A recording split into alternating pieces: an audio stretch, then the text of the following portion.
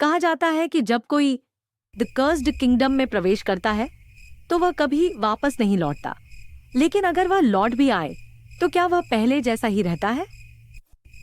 रुद्र को गए हुए 3 महीने हो चुके थे। किसी ने उसे नहीं देखा और उसकी खोज करने वाले भी लापता हो गए। लेकिन एक रात घने जंगल में एक यात्री को एक अजीब सा इंसान रास्ते पर गिरा हुआ मिला। उसकी आंखें पूरी तरह काली थीं और होठों पर एक हल्की मुस्कान। गांव के बाहर के जंगलों में कुछ शिकारी शिकार पर निकले थे। अचानक एक आदमी लड़खड़ाते हुए उनकी ओर बढ़ा। उसकी सांसें तेज थीं और उसकी आंखें सामान्य नहीं थीं। मुझे मदद चाहिए। शिकारी उसकी हालत देखकर चौंक गए। उसके शरीर पर काले निशान थे, जैसे किसी श्राप का असर हो। कौन हो तुम? एक शिकारी ने पूछा। उस आदमी ने धीरे से सिर उठाया और जवाब दिया, रुद्र। शिकारी डर से पीछे हट गए।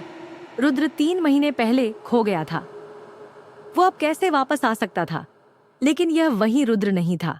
गांव वालों ने रुद्र को अपने मंदिर में ले जाकर उसकी देखभाल करने की कोशिश की, लेकिन कुछ अजीब था। रुद्र को कोई दर्द महसूस नहीं हो रहा था। उसका दिल बहुत धीमे धड़क रहा था और सबसे डरावनी बात, रात के समय उसकी आंखों से एक काली धुंध निकलती थी। गांव के पुजारी ने कहा, यह कोई साधारण आदमी नहीं रहा, यह अब श्रापित हो चुका है। तभी रुद्र की हंसी गूंजी। श्रापित नहीं, मैं तो अब उत्तराधिकारी हूं। रुद्र के अंदर से अंधकार उठने लगा। उसकी काली आंखों में कुछ ऐसा था जिससे लोग पीछे हट गए। क्या तुम अब भी इंसान हो? किसी ने डर से पूछा। रुद्र ने धीमे से कहा, नहीं। फिर जैसे ही चांद बादलों से बाहर आया, हवा में एक धीमी सरसराहट गूंजी। वह लौट आया है। महल का राजा उसे बुला रहा है। रुद्र ने सिर उठाया और उत्तर दिशा की ओर देखा, जहां द कर्स्ड किंगडम खड़ा था।